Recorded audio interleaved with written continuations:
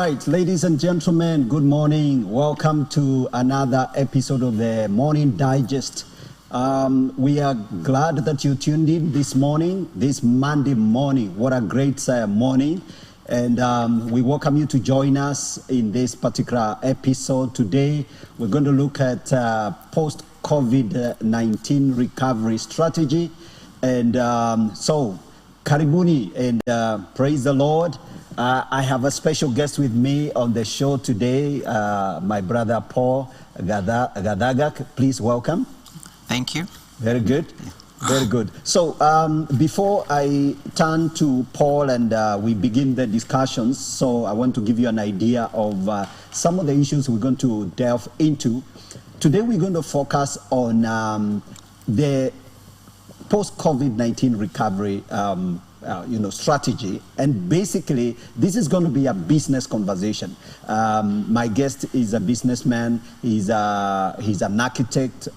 He has a wealth of experience, many years of experience in the real estate sector, in the property market, both as a developer and also developing other people's programs, given his architectural background.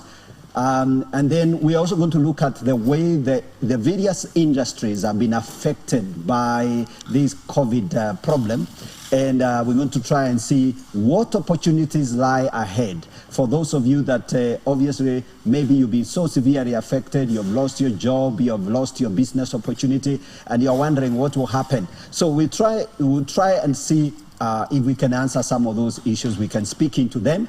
But we want to remind you that you're welcome to join us in this discussion. This is not a monologue. So please get your phone and wherever you're tuned in, if you're watching on TV, that's okay. You can send us a text on this number is 0719 666655. Please send us a text and we will read it. Don't call, but just send us a text. Again, those of you that are tuned in on the Facebook page, Elevate TV Kenya Facebook page, or YouTube, please, you're welcome to send us your comments. So we'll try to read your comments online and see what you have to say. So please let us know that you're tuned in, you're following this conversation, and let's engage this morning and share and all the insights that we can, and I believe this is going to go well. Okay, so karibuni sana. Very good. So Paul, yes, welcome to the show. Thank you for having me. Right. Yes. So COVID-19 came. Yes. About 14-15 months ago, last year in March. We are now in June. Yes. June tomorrow. Yes. So it's been a very, very long time. And a lot of people have, if something was going wrong and it's gone wrong for 1 year, obviously it's really bad. Sure. Sure. So I think I want us to begin by you sharing your story, your background. What has been your experience like, since the COVID struck us and came on the scene? Yes. Yeah, very good. Yeah. It was quite interesting because when the first case of COVID was announced in Kenya, I was actually in Uganda on business. Okay. And the most interesting part is when we were taking the flight back to Kenya on 13th of March, I remember very well. Okay. We were all scared of each other because it's something that you can't see and you can't tell where it has come from. Okay. And then all of a sudden when we got in, I remember, I think that same weekend, there was an announcement that schools have been closed indefinitely. Okay. And then the following week, everything is like no one is sure of what is going to happen. Okay. And then we had been used to hearing in the Western world that they are closing for 2 weeks and opening. So my understanding was we are going to close for 2 weeks and then things will be normal. So the first 2 weeks was not a problem. Okay. Just staying home and waiting for things to start. The idea was we thought you'll wake up one morning and COVID is gone. Yes. And of course you'd wake up, look at the TV, watch CNN. Every day there was a briefing in America, there was a briefing in Kenya, how many cases are there, and we keep seeing them going up, and it was quite traumatizing to say the least. And then the 2 weeks were gone, and then we didn't know what else is going to happen. And then it was a month. Yeah. And here you are an employer, you have employees, you need to guide them on what to do. You have children at home, you need to tell them what to do because they're at home, they don't know whether school is going to go on. And one of the major experience was just the disruption of life as we know it. We didn't know what to expect and when things are going to get back. So, and then you find you have suppliers that you have supplied goods, or they have made an order, you don't know whether to supply them. You have a client who has asked you to do a design for them. Yes. You don't know whether you to follow them up to know, because even them, they are as confused as you are. And that was basically the experience. I think it was very disrupting. It was very, very disrupting because I think the idea that everything came to a standstill. And here you are, you've been running your business as usual. And now, like you're describing, the idea of you had supplies to do, you had orders outstanding, and you have employees waiting for your instruction, and there you are. 2 weeks down the line, nothing has moved.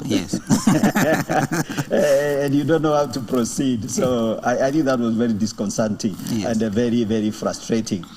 So we're going to look at that. So how it affected the way business had to change. So at what point did you now, begin now to make contingency arrangement, to begin to shift things?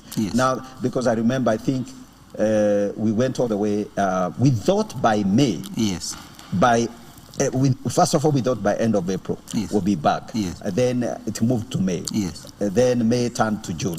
So at what point did you, decide? Look, as a businessman, this thing is not going away. I just have to start now reorganizing myself.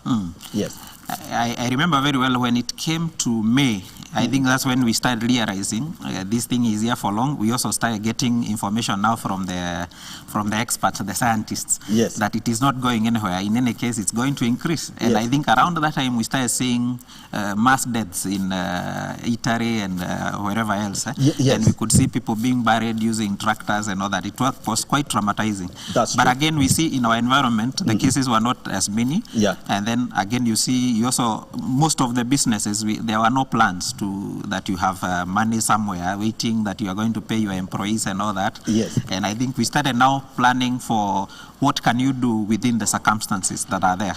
And that's when we started seeing, you recall your employees, you work with a few, you start learning to work from home. And I think that's when we started seeing Zoom meetings. And we were able now to start reorganizing life to fit within that circumstance. And you're able to plan some few things, and you find maybe somebody who had a site that was going on, and then he has some fundis who are ready to do some work. And you found they are ready to come in, and you find they have worked the first week, things are okay. You keep the social distance as we were being told. Of course, working with masks in a site was quite traumatic. Others had gotten used, like the painters always have a mask with them. By the way, and I remember most people used to use the painter's mask. So to the painters, it was not a big deal. So you could find some few things started working, because also you need to pay people because they have rent to pay. Most of people are renters, employees. So you have to start thinking, what can you do to keep the things afloat for the time being? And I remember that went on until August. August is when we now realize things have to change. And you have to make very dramatic changes. You even call your clients and you tell them, you know what, this thing is not going anywhere. What can we work within what we have to be able to move on? And I think after August is when things started now taking shape, and we started now seeing the situation when the government would do a lockdown and then reopen and another lockdown, and I think we got used to the rhythm and we were able to do some few things. Very good, very good. I think so. The reorganization from the employer point of view, I think was very demanding. Because I remember, say, for example, various sectors were affected differently. But even the idea that coming to that, accepting that this disease is not going anywhere, this pandemic is not ending, and we have to shift. So, as an entrepreneur, you have many years, and maybe you can also give us a little bit of background. You know how, first of all, you establish yourself in the business, and then see how much did your past experience in your business, you know, as an entrepreneur, did it inform how you shifted things? You know, like when things now got so complex, you either continue to work or you just have to work within the circumstances. What are some of the things that you drew from the beginning? When this thing came, I think the first thing I remembered was 2000. If you remember very well 2000, we used to have what we call the power rationing. Okay. Yeah, by the way. And I remember that time I was working in a college and we used to use computers and all that. And then you'd find one day you don't have power, the following day you have power. Yes. And then you realize that disruption, it wasn't as much as the COVID. Yes. But I remember that disruption then taught us, like now where I was, we had to let go some people because business went down. Okay. Because certain things could not work. Yes, and it was just an issue of power rationing. Maybe it was the time after the structural adjustment programs, 1998, 99, 2000 was now when things were bad, government was not moving anything, the dollar had changed, and I remember one of the things we did in that environment, the first thing to do was to let people go. All right. And have a lean staff that you're able to work with, and also have schedules that allow you to work when there is power and all that. And I drew from that experience. and I remember, but now this time you look at the time we expect change was not very clear when it is going to happen. And that, what came to mind that time was, there is a scripture I like, and many of us quote it, Jeremiah 29 verse 11. Yes. I know the thoughts I have for you. But if you read the earlier scriptures before that verse, Jeremiah writes a letter to the people that had been taken captive by Nebuchadnezzar during Jeconiah's time. Yes. Jeconiah was a young king. He was 18 years, so he was ruling together with the mother. That's why there was a mother queen, a queen mother. Yes. So they had been taken away to Babylon, 10,000 of them. And mostly it was the king, the queen mother, and the princes, the eunuchs, and the craftsmen. More or less, like you look at it, you see like it is the professional team that had been removed from Judah and taken to Babylon. And when you look at the disruption, who it affected most, the people in the people in the village didn't actually were wondering, what is this thing in Nairobi? Their life was not as much disrupted as it was in Nairobi. And I remember the first thing, if you read from verse 4, what Jeremiah told, the letter he's writing to them, he tells them, maybe we can read so that we get it clearly. That's interesting. Because this helped me a lot. Thus says the Lord of hosts, the God of Israel, to all who were carried away captive. I'm reading from verse 4 of Jeremiah 29. Thus says the Lord of hosts, the God of Israel, to all who were carried away captive, whom I have caused to be carried away from Jerusalem to Babylon. Number 1, build houses and dwell in them. Number 2, plant gardens and eat their fruit. Take wives and beget sons and daughters, and take wives for your sons, and give your daughters to husbands, so that they may bear sons and daughters, that you may be increased there and not diminished. And seek the peace of the city where I have caused you to be carried away captive, and pray to the Lord for it, for in its peace you will have peace. That's true. So he tells them to build houses. And you know they're in captivity. Yes. And I was looking at this thing. COVID came and it's like we were all in captivity. Yes. There was no flight. You could not go out. Even those who are used to going for medical attention outside the country, they couldn't go. There was no flight. Yeah, there were people who were stuck in India, who had gone there for medical, help. Yes. And now they could not travel back. Yes. Yes. So Jeremiah talks to this group that is already taken captive, and I looked at it in that perspective. And he tells them, the first thing you do, build houses. When you build a house, you are creating shelter, safety, security.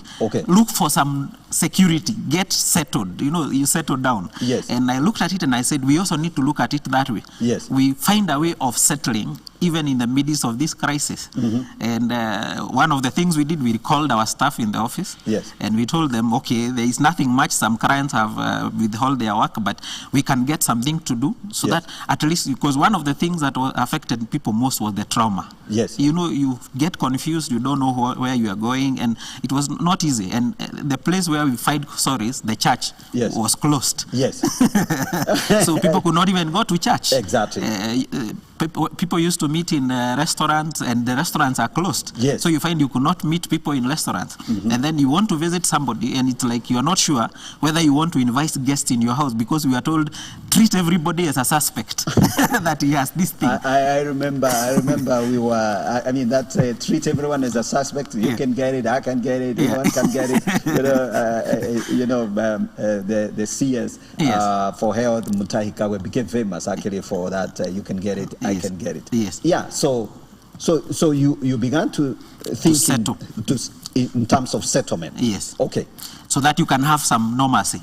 So you call people in the office. You may not have much to do, but at least you let them touch one thing. You know, even need to just do some filing, try to, there are some drawings we had always not wanted to redo and have them filed properly.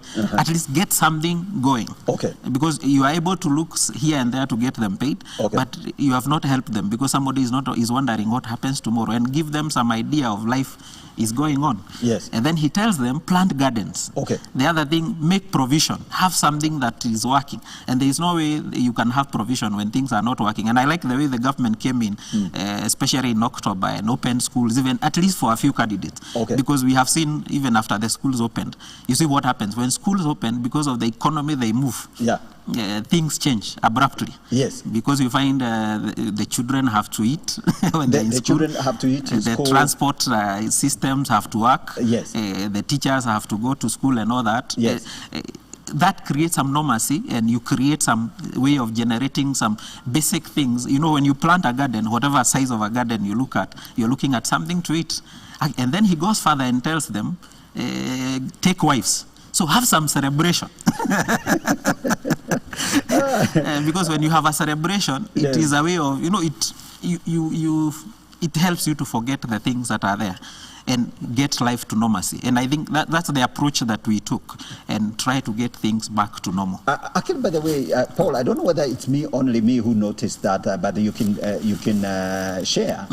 There was I noticed that the real estate sector, you know, especially construction, construction, private houses, construction, flats, you know, anybody who was in construction somehow just recovered very quickly and came back, and there was a lot of construction. Even now, it hasn't ceased. So what exactly triggered that kind of thing? If you understand our environment in Kenya, from the experience, if you want me to do for you a house, the first thing you ask is, how are we going to do it? Then I tell you, we can hire a contractor. You say, no, a contractor will be very expensive. So you find most of these things, people do them themselves. Like if I want to do some development, I want to be there ordering materials, moving around looking for samples. And you find when somebody is employed, or when somebody is running a business, he has no that time. So COVID came, and people had a lot of time. You could sit there with your fundi. That's why I told you what happened. The fundis were the first people to get recalled, because someone calls and says, where are you? Have you been able to close over to Nairobi? And they come, and you sit with him in the morning. You ask him, what do you need? You need some stones. And then we also in the transport industry, the deliveries and all that. And you'll find it became very busy. The only challenge was you couldn't move at night. And you know, some of these things you start operating from, you find if you have a truck, the driver has to wake up at around 4, so that he beats the morning jam. Maybe he's going to the quarry in Murorongo to pick some ballast. So the thing that moved things fast is because the owners of the constructions were available. So they are there to, and they want things to move, because they also think this COVID is ending very fast and I need to have finished this house. So you find construction moved a lot, especially of the small houses, and also those people who are doing individual flats, not corporate. The corporates, most of them shut down. Because you realize corporates work with the money borrowed. And also the banks were not very clear whether they to lend or not to lend. But individuals work with savings. and their time. So if I have the money and I have the time, you'll find a lot of development in construction. That's true. That's true. So, ladies and gentlemen, as you follow this conversation, I think I believe there are things that we need to learn. That in every sector, sometimes we don't see the real drivers of those sectors. For example, like now, what Paul here is telling us, the idea of say, home construction, small scale constructions, one of the key elements is the availability of the owner. You know, owners always want to have a little bit of control. If you're constructing your own house or you've invested in a flat and all that, and you don't want to work with specialized contractor. You want to be part of ordering the materials, buying the stones, buying the cement, supervising. So people actually discovered that those two elements came together so amazingly. Yes. And they attracted a lot of business in that area, and that particular sector of the industry thrived. Yes. So, based on your observation, how are the other sectors affected? Maybe you could also mention in terms of the construction sector itself. Yes. It has several subsectors and areas. So you've said that, for example, home ownership, home construction sort of thing, that went up. Yes. And flats and those small scales which are not at the corporate. But the corporate guys were completely slowed down. Yes. What about the other guys doing, gated communities and all that? What happened? Do you know what happened with that? That was also slowed a bit because, as we said, most of the people who come to buy that, the complete units, are mostly people who are using financing. Okay. And financing was not a very clear option. Yes. But one of the areas we saw a lot of movement was people who are renting. Okay. All of a sudden, Kenyans buy plots everywhere. Yes.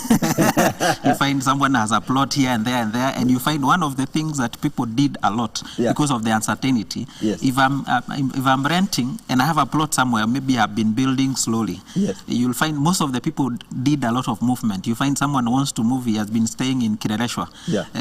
Of course, you stay somewhere because of convenience. Maybe you work in Yaya Center or nearby, and then all of a sudden you're not going to office, and then you have been told you are working from home, and then you realize the rent I'm paying here is quite a lot, and I have time to be able to, I can do my Zoom meeting even wherever I am, even if I'm in Kawaskari where I bought a plot a long time ago. Okay. I can do my Zoom meeting as I supervise my construction and work towards moving out of the rented units. Okay. And you found a lot of rented units becoming empty all of a sudden. Yes. Because people discovered I can actually stay in my own house and save the costs. Okay.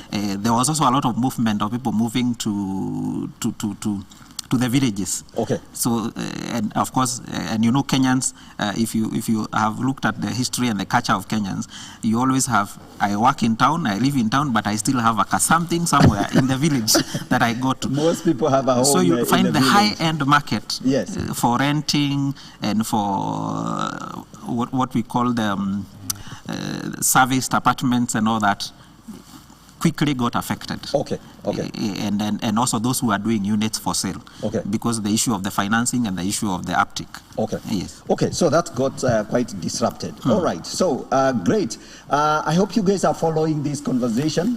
We are talking about post-COVID recovery strategy. My guest here, Paul, is an architect. He's been in the construction industry for many years. He himself also runs his own businesses. And so if you have questions, maybe you're wondering what opportunities are there. And I'm going to ask you, Paul, to begin to open up for us what opportunities you see in the market right now.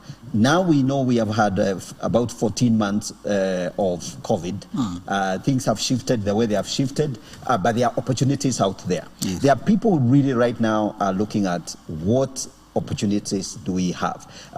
So we can open up that conversation. And then we invite you guys to ask questions, ask Paul some questions, and then maybe we can hear, we can get some answers. Those of you that are watching on Facebook, you're welcome to ask any questions you have. So let's have this conversation. Let's follow up. Okay, so Paul, tell us, based on all those dilemmas and what have you, what opportunities began to emerge, which were completely unexpected, even in your own sector? Yes. One of the things that you noted was the issue of online businesses. Okay. A great shift to online business. And I think from when you look at the Ministry of Communication, there is a lot of things they had done prior, whether they were aware of things that are going to happen. There was a lot of encouragement for young people to do online businesses, because online business it doesn't limit you to where you are confined. Okay. And people discovered there are quite a number of things I can do when I'm still at home. Okay. And there are things I can move, and that became an opportunity per se.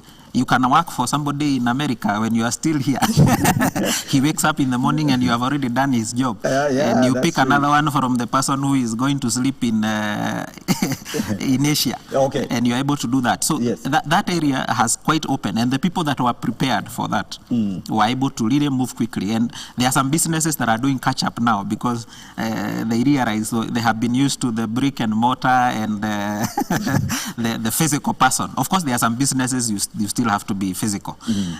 I know, like, you find some barbers who realized I can actually shave somebody in his house instead of the way they have to come to my barber shop. All and right. You find them organizing for call-ups. You can call me, I can come shave you and pay me, while others were just sitting in there, or they are being told shut down the salon or shut down the barber shop. Okay. All those opportunities, online opportunities. And then the other thing that has widened up is the global market. Okay. Like now, knowing what is happening, like now there are elections happening in Somalia.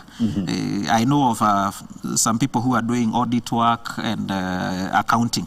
They used to physically go to Somaliland, and then there is no flight to go. Okay. And then you have to quickly learn how to liaise with your counterpart in Somali to give you the details of the things that you need to do, and you prepare them and send them online. And all those opportunities have opened up, and you realize you don't even need to have a very big office in Somalia. You can have one person, liaison person, who helps you to go to the clients, maybe peruse the files and give you the things that need to be done, and you do them in Nairobi, and then you're able to move on. Right. Actually, that became an amazing. I remember that even church, preachers and bishops and everyone. I mean, we learned to take church online. Yes. And people learned how to. To take literally everything, even learning some of the training I did last year. Actually, is it last year or this year? I actually did some 2 training programs. I got trained myself. Yes. I wrote some training programs myself. Yes. And that went very well. So there are opportunities. Opportunities are always packaged together with what appears to be a problem. So I do believe that you have clearly had a breakthrough. I hope you have I'm looking at those of you that are following us on Facebook. Let me just see if there are any comments or questions that we can answer. So please do communicate with us. Ask a question. Ask Paul, how can I recover?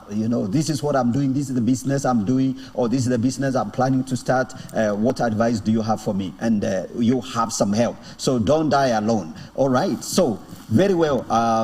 We're looking at the online opportunities. We know that there were opportunities that came up, especially in terms of deliveries. Yes. Anybody who had goods to transfer, goods to sell. Yes. They actually discovered that they can put their goods online. Yes. And they can continue to keep their business running. And then maybe I would like you to mention, maybe just from an observation point of view, because you're not, unless you're in the hotel industry, and I'm not aware. I'm not. I observed that the hotel industry was also very seriously affected. Yes.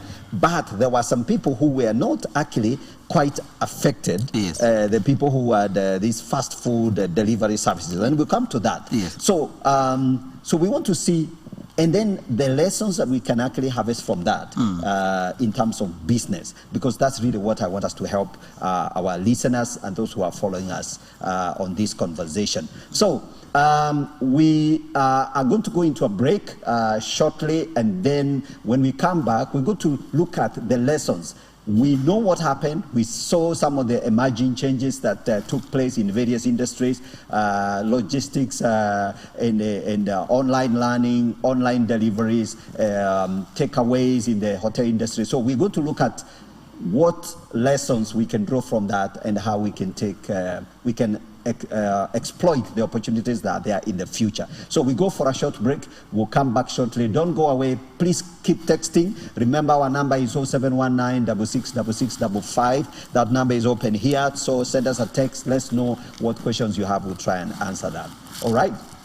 For a break, and then we come back.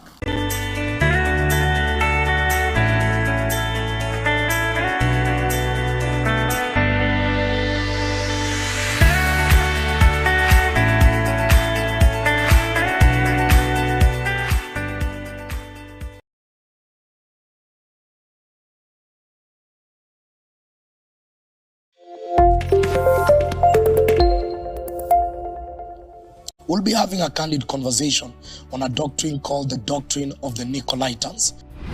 One of the things that you find in today's Nicolaitan spirit is it comes disguise itself with the love of people, and you don't feel threatened, you don't feel judged, you come the way you are, and unfortunately continue staying the way you came. And that's where we begin to part ways. Looking at our people going back to facing the mountain, mixing our traditions and trying to mix the altars of God and the altars of our fathers. I am expecting right now that leaders make a very strong statement. You go to slaughter for traditional devils, you cannot be anointed in church, you cannot even step on the altar to give a speech. The church must be the church. There's nothing else we can add. This is the doctrine of the Nicolaitans. It's happening in our day visibly, and I bless the Lord for the conversation.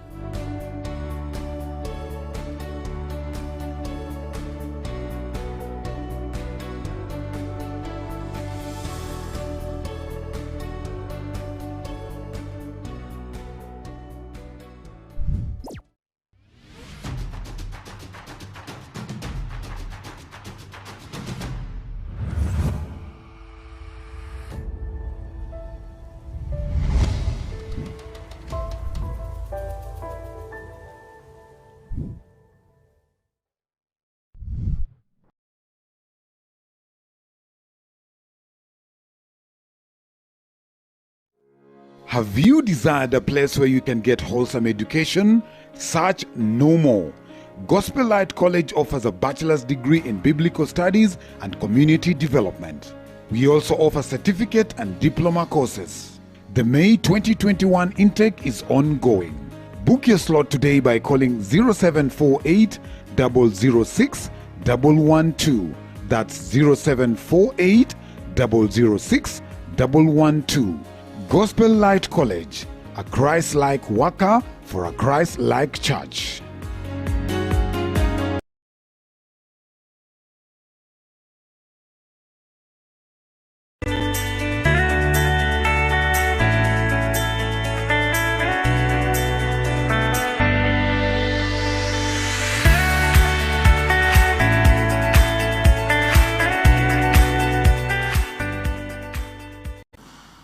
All right, welcome back, ladies and gentlemen. This is the Morning Digest. Today we are looking at post-COVID recovery strategies.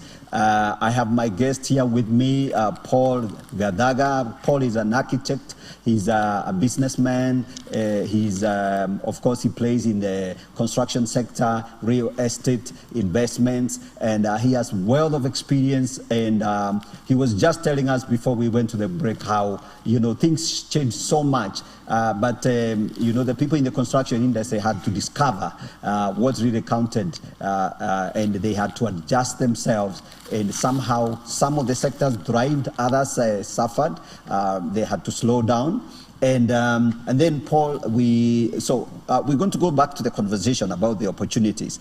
Paul, we were talking about, like, for example, the online business that emerged from nowhere, and people began to develop skills in deliveries.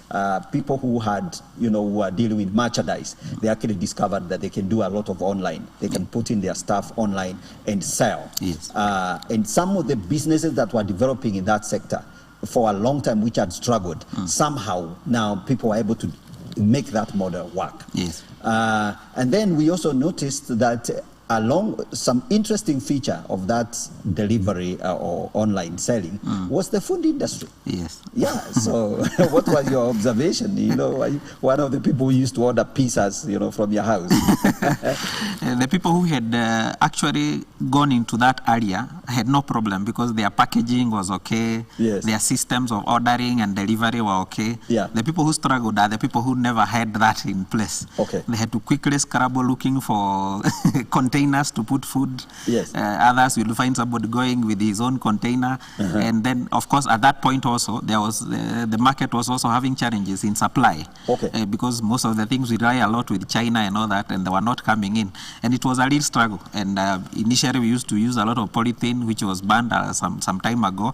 So the biggest challenge we saw in that industry was people trying to look for way of adjusting. Okay. And they had to do a lot of catch-up. But those who were there, like the pizza guys who had already learned how to do that model, to them it was continuation. Actually, it was booming business for them because they had the only ones that were able to open because Yes. they had that system of doing things. And they are the only ones that had personnel that understood what goes into packaging and what goes into proper delivery. Okay. Yes. Yeah, yeah. So, Paul, actually, because you know you've been in business for a long time,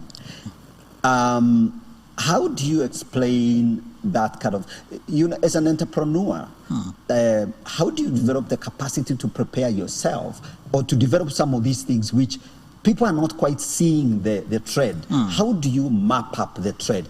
How do you predict say things that are going to become important in the future? Because who would have thought, for example, that the hotel, for example, the fast food or even just normal hotel business that would become so dependent on home deliveries? Yes. I mean, how do you predict, based on your years of experience, how do you predict the trend? I think the easiest way is just to look at how things change. Yes. The best example we can look at is when we were growing up. Yes. We had the telephone booth. Yes. I know, like, my children don't know what a telephone booth is. Yes. Where we used to go and put coins and make a call. Yes. We had the post office delivery. You can see how much the post office has been affected by, because they also didn't catch up with the time. Yes. It's always good to look at what is happening. And the beauty with us as developing nations, Yes. there are things that we pick up from the developed world. Yes. Like, you see what had already happened and what has already moved on.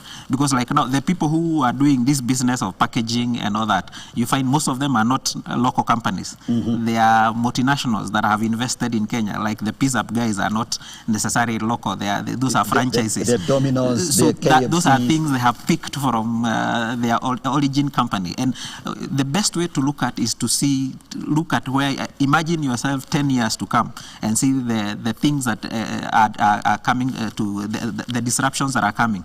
And there are three things you look at. When you look at history, you see we had the agrarian revolution. Okay. And then we moved to the industrial revolution, Okay. which disrupted things a lot. Right now we are at the communication revolution, Yes. and we are not yet there. Like, now we are going to the era of CI, what you call intelligence, Yeah, artificial artificial intelligence. Yes. Where somebody already knows what you like. So the advert they send you on your phone is of what you normally deal with every day. Exactly. And a business has to learn, where are we going and how can I utilize the opportunities, the things that are available, rather than closing yourself and saying that is not going to happen. And I like what I looked at the scripture in Jeremiah. Actually, if you read from verse 8 now, he gets them to a warning. Yes. Do not listen to to false prophets. Don't listen to the prophets who tell you things are going to be easier. Things are going to be okay. Things are going to go back to normal. Yes. I think what COVID has taught us is that things are not going back to normal. Absolutely. We have to learn to get into the next level Yes. of doing things differently, and businesses have to re-strategize. We run a hardware, and I can tell you for a truth, nowadays, we used to have people walking in and ordering cement. Nowadays, you find no one comes to your shop to order cement. You have to go out there and look for them, connect with them, and deliver the cement to them. Wow. Because they have gotten to that habit of people reaching out to them. Okay. Because if you don't, somebody will send them a message, I'm selling cement at this price. Yes. They'll just make a call. So can you deliver? Yeah, pay me on M-Pesa. When I confirm, I'll deliver. Or I'll send the truck, you pay, and delivery is done. Yeah, and you are sitting in the shop waiting for the person to come. So even somebody maybe just has a truck Yes. and puts cement in his truck, Yes. and he's just driving around. Yes. And looking for people with construction sites. Yes. And he goes to the site and say, look, this truck, I have cement. Yes. Do you want a few pieces? No problem. You can pay by M-Pesa. Yes. And he just literally drops the quantities there. Yes, and you don't even know where he got it from. You don't even know the shop. And I'm sure you saw, like, there were some places along the road where people used to have boot sales, where somebody is selling fruits. A very interesting thing. Yes. We were used to going to the supermarket to buy apples and all that. Then all of a sudden, you're driving along the road and you know shops are closed, restaurants are closed. You find somebody has opened a shop, temporary shop, and you go there and you find he has everything that he has. And that's how business has to learn to re-strategize. So the person with the shop is waiting for people to come and he's wondering, where did my customers go? They didn't come for the apples. The person got the apples along the way as he was driving. And then, Paul, the other thing, maybe we can laugh about this. You know, we saw some few BMWs Yes. and some very, very high-end cars, you know, with their boots up and guys selling tomatoes, and you're wondering, for goodness sake, why would this guy be selling tomatoes and fruits and vegetables? You know, they are really not, you can't make big money out of that. But I think somebody commented, and maybe you can speak into that, that these guys who apparently own these cars, the reason why they could do that is because they were just demonstrating the idea that they have learned over time Yes. that you have to think outside the box, Yes. and you cannot just sit there and idly and cry and wish things were different. You got to go out there and try out ideas and just interact, and try to sell some tomatoes, not because you're going to really solve your financial problems, Yes. but just to demonstrate, maybe even to your children. Yes. Life can go on. Life can go on. Just having some normalcy. Yeah. What we started with by saying, getting to have some normalcy. Okay. If you find most of the people who used to do that, they would have these, these traveling chairs. You find he has a chair there, then his friend comes, Yes. and they have a chat, and they're actually doing some business deal. What they used to do in Java and other places, they do it out there with the vehicle. They take a drink and they share, and then life becomes normal. You start living a normal life, and getting things to happen so that there is movement. And I think that's what people need to learn. Even businesses, get a way of getting movement. I know of somebody who it's a winery in the Thika somewhere, but the guy just woke up one morning and realized the ingredients that they use, sanitizers are 70% alcohol based. Yes. And then they realized they can use the same system to do sanitizers, and they were in booming business. Absolutely. It's like it was a revelation. Just hit the guy that I've been in this business, mixing the hard stuff. Yes. And kumbe, I'm sitting on a very, very huge opportunity. So, great. Please, those of you that are following this conversation, we want you to send us a text. I'm looking for your comments. I want to see what you have to say. Please tell us what you think about this conversation, and welcome. We are talking about strategies for recovery. So strategies for recovery. So one of the things you've said, I think, is the idea that you have to plan ahead. Yes. You have to think 10 years in advance. Yes. You have to observe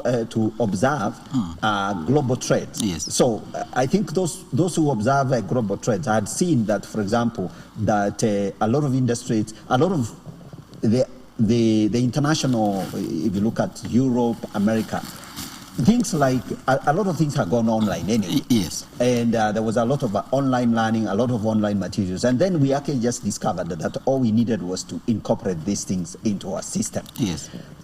So planning, advanced planning. Yes, that's key. What else do you think would be helpful, as we go ahead? Now, maybe one of the things that might happen, and Paul, I think this is where you probably come in. this COVID will disappear. And then people are going to be stranded in the sense that now I don't know what to do. Because I'm so used to my routine, I'm so used to, this COVID-related routine, and now it's over.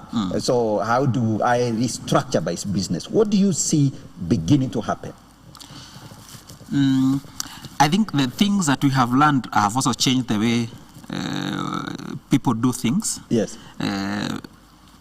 Like now, one of the things, I saw a story where somebody was relying, when they were in town and they couldn't get food, they were relying with their parents in the Rift Valley to bring food. Okay. So you saw the story where the matatus had been converted to, instead of carrying passengers, now they were carrying goods. Yeah, they were delivery vans. And we discovered there is a lot of interrelationship between what we are in town and what there is in the village. Exactly. So you find now some people have taken seriously, if I had done something in the village, it becomes useful, because we are used to sending money to the village. But that time it was the village sending food to us. Yes. So some of those things that help us to mitigate for such disruptions, Yes. like having something that you are running parallel. If it is business, running how to not spend everything that you have made, Yes. and keeping something in store for tomorrow.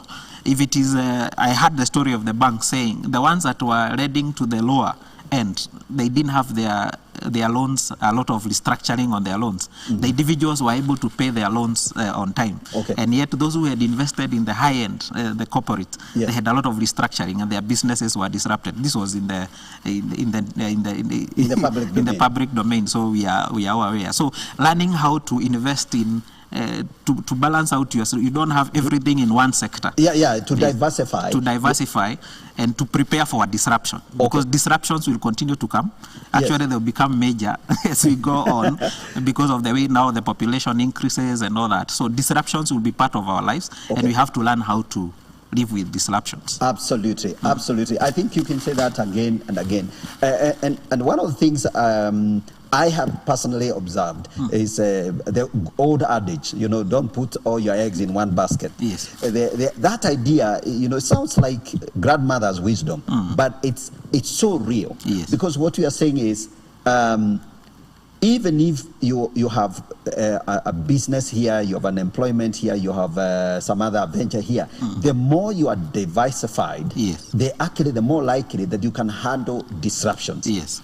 And so that's very, very, very, very important. Okay, great. What else do we need to look out for going forward? How is for example, the banking, being a businessman, being an entrepreneur, you have interacted with the financing sector heavily. Yes. What do you see happening? Are there opportunities? Are we going to see the banking sector coming to us, chasing us, to borrow from them? What do you see happening? Definitely. I think what they have discovered,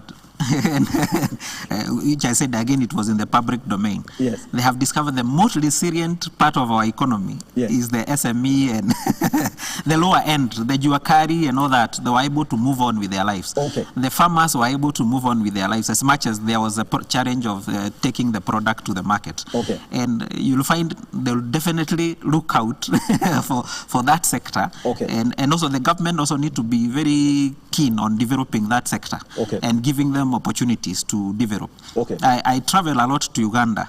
And by the way, tell us about Uganda and Rwanda. And one of the things that I see different in Uganda is the small businesses. Okay. You go even into the villages, even at 11 in the night, people, their shops are open. Actually, you can buy things from a hardware in Uganda at 9 p.m. in the night, which doesn't happen in Kenya. Kenya, if you have not gone to the hardware shop at 5, actually the most of the Indians close at 4 because of logistics of travel, security of securing the money and all that. But in Uganda, surprisingly, you find people are operating up to late in the night. And you find one of the things that makes them operate that time is security.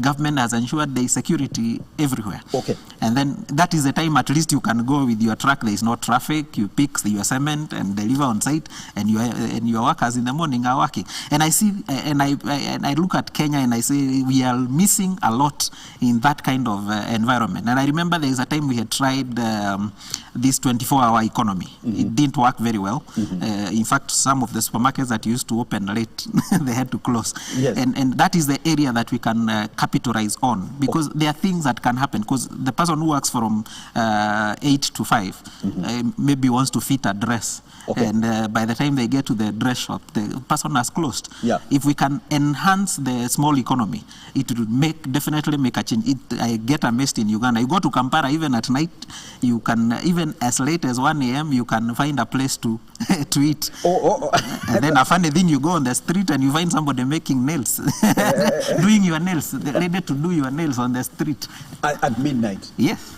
Wow, amazing. And that is one of the things that if the banks can concentrate on looking at how they can help those lower end and move economy, and then the government creates the environment for that to happen. Okay. I'm sure the recovery will be very fast. Absolutely. I think that's profound. How about Rwanda? How different are things in Rwanda? Rwanda, one of the challenges I saw is because of there is a lot of which is the other extreme, where there is a lot of control, government control, legislations and all that. Yeah. You find even a very small shop, somebody has the ETL machine.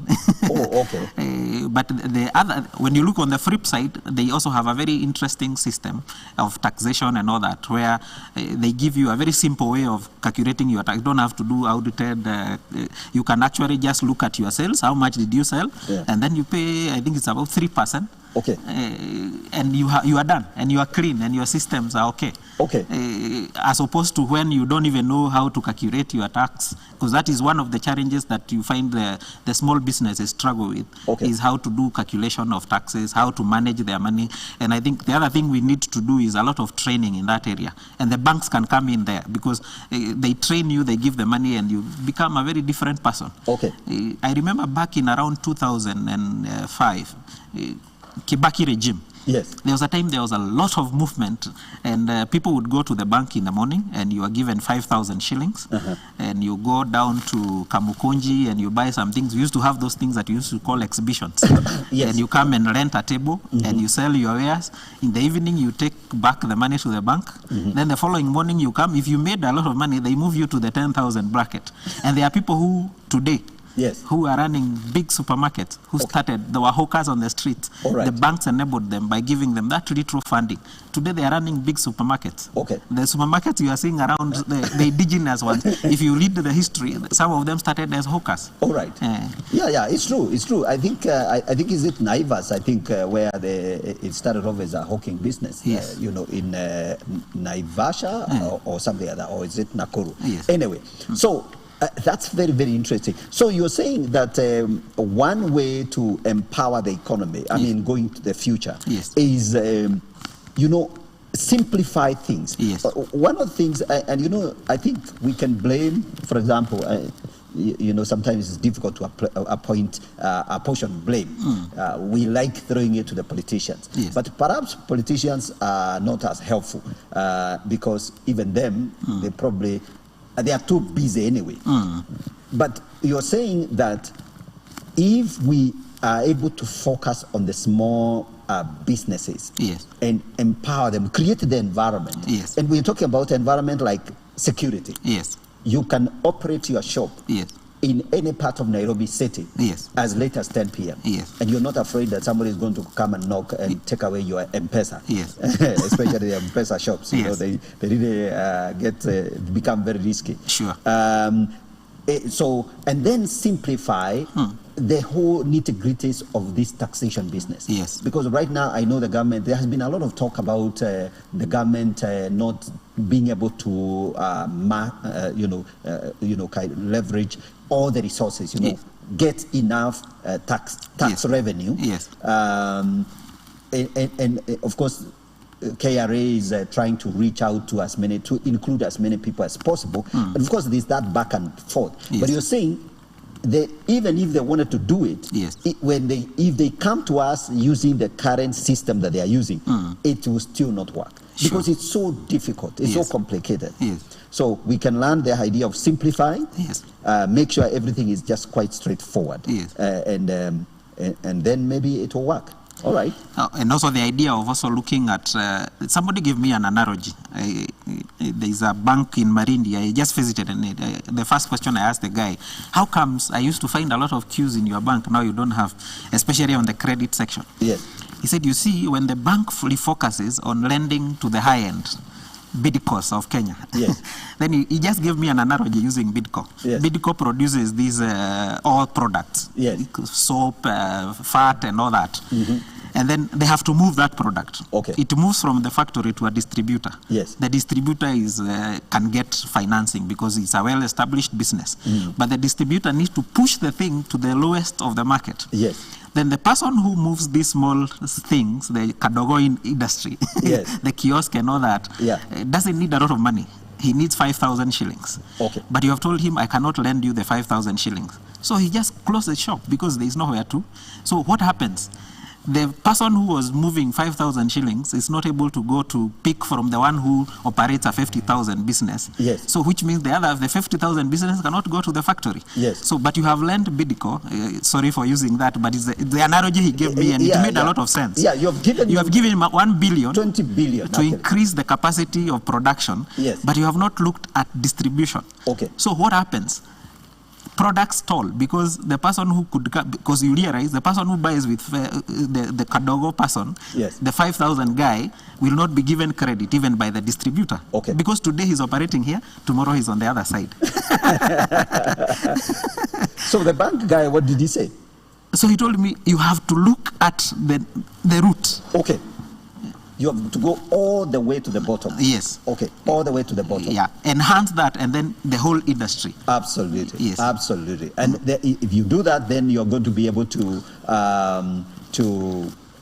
actually add value to that particular business. Yes. Okay, so ladies and gentlemen, I believe that you're learning from us this morning. I believe that you have picked up some of the insights, and we haven't seen any text yet, but I believe these materials, you are interacting with them.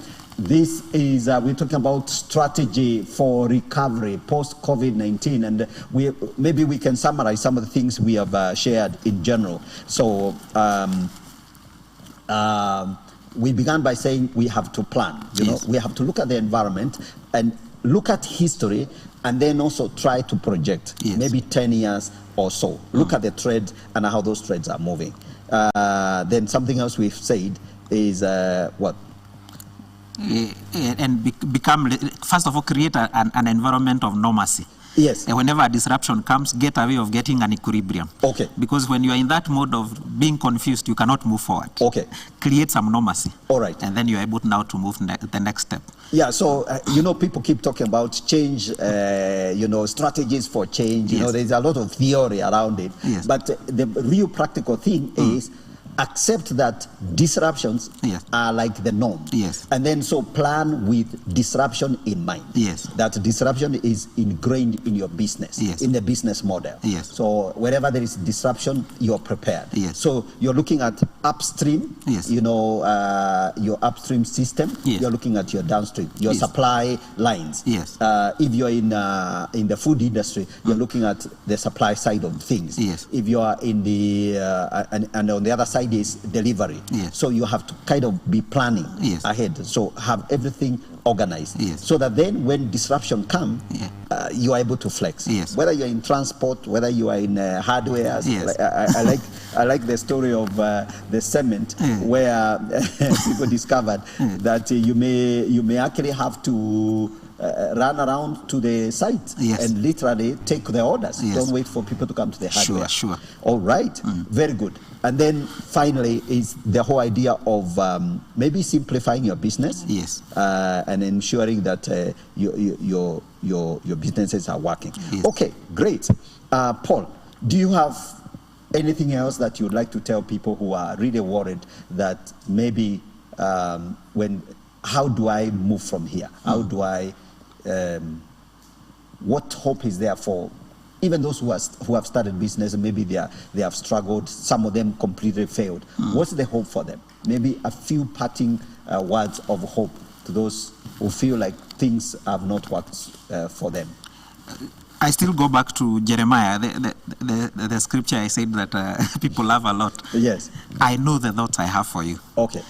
There are thoughts that God has. The only thing, what I encourage believers is align yourself with God, okay, because He has thoughts, good thoughts for you, okay, for a future, all right, and a hope. Yes. So what I would encourage people is look out for what God is pushing you to. There are people who have discovered new talents, yes, with this disruption. Yes. Look out for where you are being pushed to, yes, and what things you can do, and make life normal in your setup. Yes. He also tells these people, pray for peace of the city you are in. You are in captivity, yes. You are in a place where you are not sure where you are.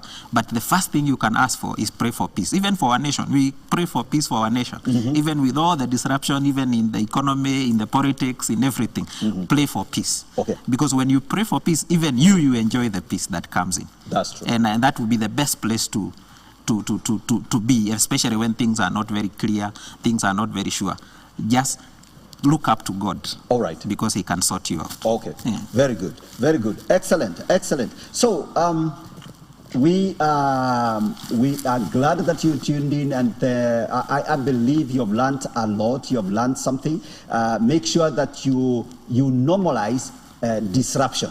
That disruption is part and parcel of what makes business. And so don't take the fact that there were disruptions during this COVID, that should become incorporated in the way you do business. You have to plan in such a way that there will be some disruption along the way, and prepare yourself for that, and look up to God. I think that's really what it is. You have to put your faith in God as you plan and see what God is drawing you to. I really like that, Paul, because there are people who discovered talents. Yes. They discovered things that they didn't know they can do, and so that is.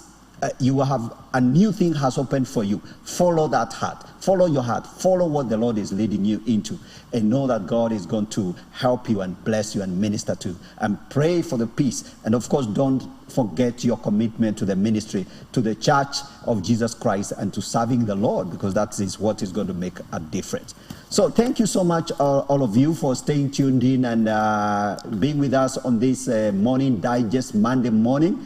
We hope that we blessed you. We hope we have shared with you some ideas that will help you in your business going into the future. And let's keep working, let's keep serving, and do not lose hope.